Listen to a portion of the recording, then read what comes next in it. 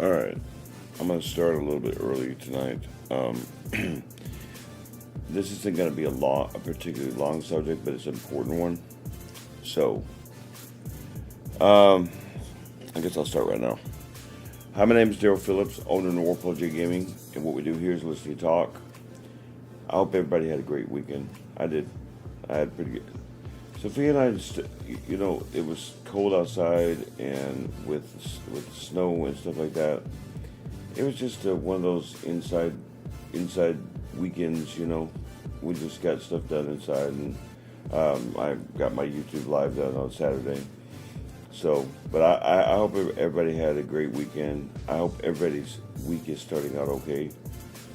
Sophia had 95 patients she had to deal with today. Lord in heaven, that's a lot of work. You know, you always want to respect people like that. Like take my father. My father would sit there and come home from work, and he would go out and chop wood. I don't know how they do it. I don't know how they have that. I don't know how they will themselves, which is kind of the point of tonight's thing. We are transitioning over to the video that's going to be launched next a week from now. And that subject matter is going to be venting because that's the second ingredient. And like I said on Saturday, what I want to start doing is showing the association between everything, right? So that you understand how it works together. So I was thinking about the idea of ambition. Like when I started this stuff, when I started changing my life, what was the number one thing that I used to have to vent? What's the thing that came out of my mouth a lot? And where was the source of it? What was it from? And I would say frustration. Now, frustration is not an emotion per se, because it can come out through depression, it can come out through anger, violence, even. So, how is it associated? How do you deal with that? The thing is, when you're beginning something new, and especially such a hard thing like changing your life, stopping drinking, or getting a new job that is career worthy, that kind of thing, instead of just working at some place. When you're trying to change your people, your persona, people's perspective of you. When you're doing that, I'll be a better person in the first place. Maybe you're a little bit of a criminal type. You did kind of criminal activities. Maybe you've been to jail. How do you start? Well, you have to have ambition, but when you begin, it's scary. It's very frustrating. You're going to have a lot of emotions. Ambition alone is not enough, right? So think of it like this. I'll use me and Sophia as an example.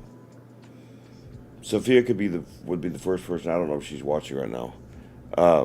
Sophia would be the first person to verify this. When I first started this, I used to cry, throw stuff, yell, scream at myself, and these emotions would come out, and it was just pure frustration because I didn't think I could do it. Okay? Because I was working at the same time so I'm carrying my ingredients, but I'm working on the first step, which is clean my house. I was going through my past and going through my nastiness of my past, and trying to figure out how to change blatant mistakes that I had made in my past, okay, to make sure I didn't do it in the future. Well, man, I'm hard on myself, y'all. Y'all gotta understand, like, I'm hard on myself, all right? I didn't. I didn't write in the chat today. Hold on 1 second, guys. I forgot to write in the chat. I normally write in the chat. Uh, Discussing the association between the first and second. Sorry, guys. 1 second. And second ingredients. Whoops. Apparently, I don't know how to spell ingredients. Okay.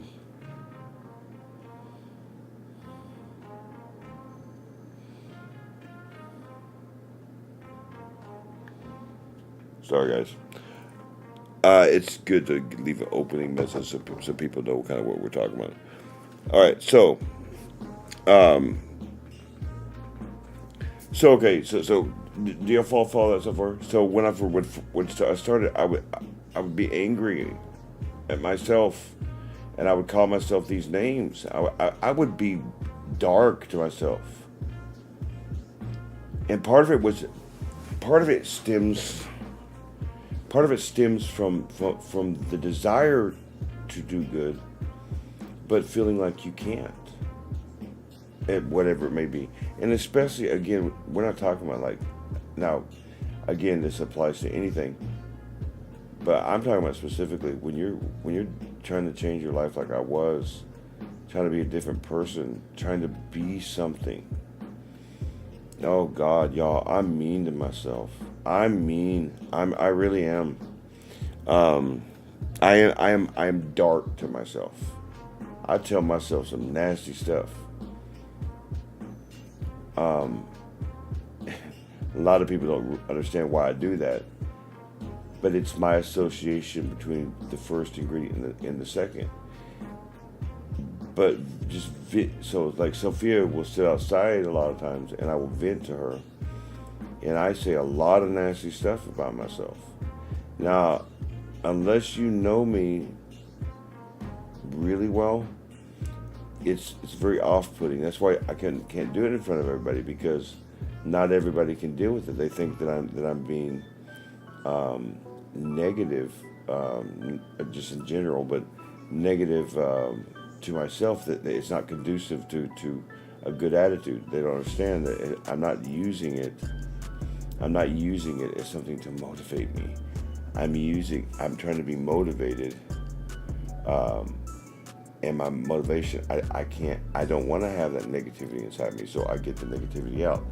That's the association between the first and second ingredient. The first and second ingredient. Want to inventing.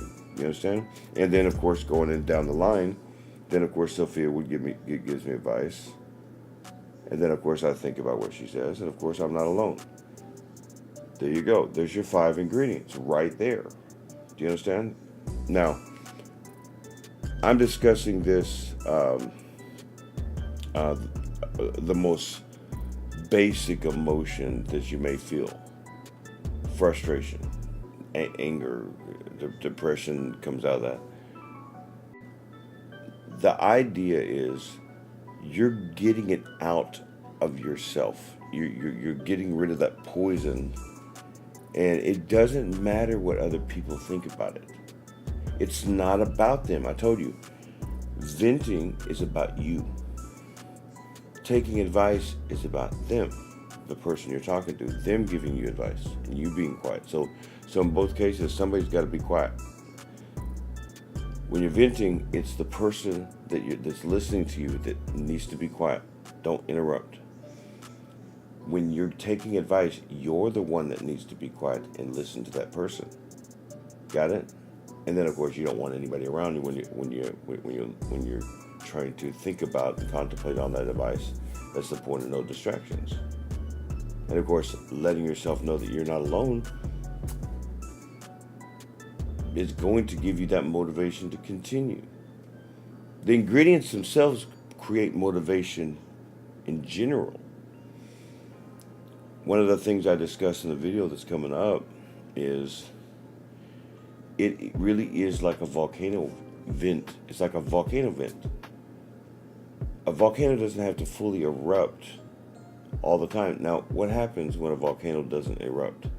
It explodes. If you don't vent, it's on you.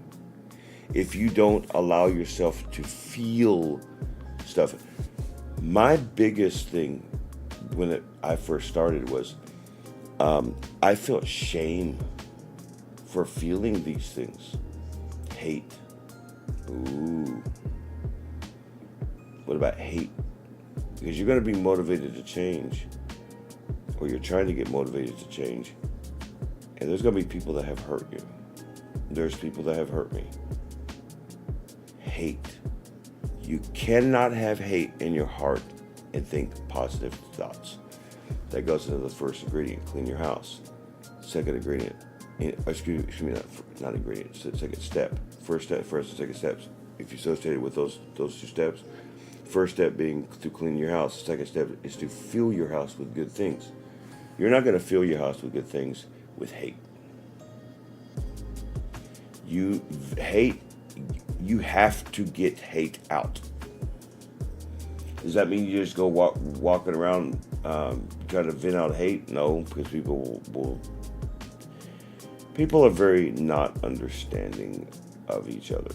And that's one of the reasons why I say be understanding of each other from their perspective. Because you don't want a person, be choosy who you talk to. Because you don't want a person calling the cops every single time you say, I don't want to be alive anymore. Does that mean you're suicidal? Actually, the stats say that most people who commit suicide don't ever let anybody know about it. So if a person is actually talking about suicide, they're screaming for help. They're not actually suicidal. Now, do you want them to continue to say that stuff? No, of course not, because it will lead to suicide, because eventually they'll feel like that nobody cares. They are screaming for help. That's when you get them help. If you can't handle a person's stuff, then that's when you need to try to get them professional counseling or whatever it may be. But unless they are at the moment threatening to harm somebody or harm themselves, you have no right to tell a person to stop feeling. I will not allow that around me. You are being a detriment to other people when you prevent a person from feeling. I have bipolar disorder. I'll say it again. That is an emotional disorder, which means I feel deeper and stronger, which means my emotions sometimes runneth over. Okay? So when I feel anger, I don't lie. I show anger. To everyone, no. That's why I'm telling you to be choosy who you talk to. Okay? Be motivated, but don't be dumb. Don't be stupid, because not everybody even cares. People say they care, but in reality, it takes this type of person to actually listen to another person's problems. Even friends. The way I do it with my friends, now Sophia's the only one that can deal with me for the most part 100% of the time. Duan can deal with me 100% of the time. My other friends, I'm just as close to them, but I'm not going to dump all my stuff to Tanya. I think that eventually I will be close enough to Tanya that I will be able to talk to her like that. It's no offense to Tanya. Tanya, if you're watching, it's no offense. It's that it's not fair. I don't know your personality enough yet to feel like that I can dump that stuff on you. I won't do that. I have dumped stuff on Lori. I feel like Lori, I can't dump everything on Lori, but Lori lets me vent. So Sophia and Lori and Duan, when he was alive, they would allow me to vent whatever out, and that's the way it works. Now, Lori doesn't vent to me, not because she doesn't trust me, because Lori's not really that much of a venter. I'm trying to teach her how to do it right. Okay? That she shouldn't be keeping stuff inside of her. I don't care if she knows how to deal with it. It's not human. Does that mean you want to be a basket case? Of course not.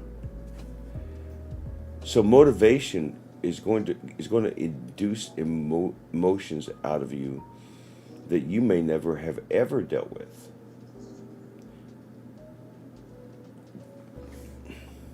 When Dwan first started changing, when I first started working with him, and he started talking about his father, and then he started talking about his mother. And come to find out, he had depression, clinical depression. But when he started dealing with his issues, he didn't know how to deal with it. He didn't know how to feel because he'd never allowed. Dwan was so positive all the time. He never allowed himself to feel any negativity, even though he had a lot of feelings of negativity. He never allowed it to show to anybody. So I had to teach him how to do that. Maybe that's what you have to do. You have to teach a person how to vent. You have to teach yourself how to vent properly and to the right people. Does that make sense, y'all? So that's your association. That's your first association. Now, I'm not going to get into every one of them tonight. I wanted to, like I said, I wanted to start transitioning into the next video. But you guys see what this is, right? The idea is a process. It's a feel thing. Just because you might have drank with your homeboy or homegirl doesn't make him a good person to probably talk to. And I don't do commiseration either. I'm not going to sit there and get drunk with somebody or even talk to somebody, drunk or not, so that I can join in their pity party. No, venting there's a therapeutic and clinical purpose to venting. It isn't just to sit there and explode on somebody and say thanks for listening. It's because you're supposed to do it until you're empty. That way you can listen to advice. Does that make sense? So to get motivated, you have to be able to vent. You have to be able to take advice. All of these things will create motivation, right? That's the way it works. When we start discussing the video next week, when we actually start discussing the video and specifically stick to venting, I'm going to show you guys some different things you can do to vent. If you don't have somebody to vent to, or you feel like you just can't do that, there are ways you can vent without actually having to scream and shout and act like a moron. Really. That's just how I do it. Okay? Venting, there's not a specific thing that you have to do. The idea is you're getting out emotions, negative emotions usually. Or if you want to apply it to, which can also be applied, venting can also be applied to the thought process of ideas. Getting ideas off your chest, just throwing stuff against the wall, see what sticks, so that you can take advice. Venting, that kind of thing, that's the same concept. Businesses do it. You should do it. I'm thinking about moving, Daryl. I'm thinking about buying a new house. I'm thinking about going out on vacation. I'm thinking about getting married. I'm thinking about having kids. That's all venting, because you haven't done it yet. You're thinking about it. You're talking out loud, right? Does that make sense? So I hope you guys understand that. This wasn't going to be a long one tonight. Not a real long one. I just wanted to make sure that we start doing that. That we start So you guys, I hope you guys understand. That is an easy way to look at it. That first aspect of the connection between those two ingredients, why they're so important, and why venting and taking advice, motivation and venting are connected. What's the actual connection? Why are they associated with one another? They're very close. Every one of the ingredients is associated with one another, closely associated, and they form that cake, like I told you guys, right? So, I hope that you guys have a wonderful week, and I hope you guys learned something tonight. I didn't want to make this too long and be too long-winded, but I think you guys understand what I'm saying. It's not that hard to understand, but it's hard to do, right? I want you guys to be safe when you're traveling. I helped Lori this morning because there was still some ice in the front, and I don't want Lori falling.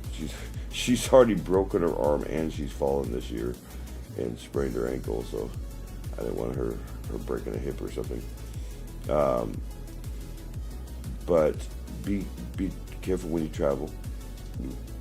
Lori was careful enough that she knocked on my door, like I told her to knock on my door, and she came and got me, and I helped her go to the car. It's important to protect each other. You know, I don't want my friends falling on ice and things, and so that's why I tell you guys, be safe when you're traveling. Be safe when you get there. You never know what you may find. Check my messages.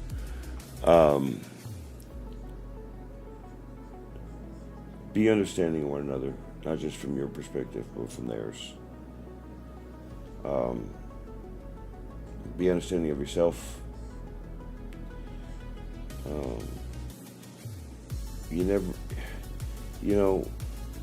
This thing that I do, this thing that me and Dwan came up with,